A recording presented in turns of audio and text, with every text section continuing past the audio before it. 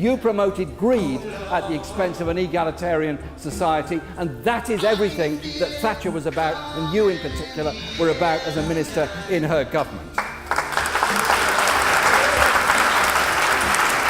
And so I want to bring to you the moral case about socialism. We have to redress the imbalances within our society. Somebody on 20K at the very rich. Our tax proposals for corporation tax would be to raise it to 26% at the end of the first period of that.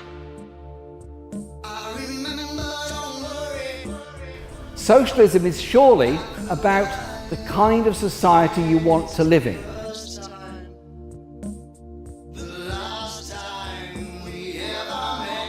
The kind of society you want to live in. On Thursday, I think it is time for the whole country, symbolically, to get in the cab of a JCB, the custard colossus, and remove the current blockage that we have in our parliamentary system.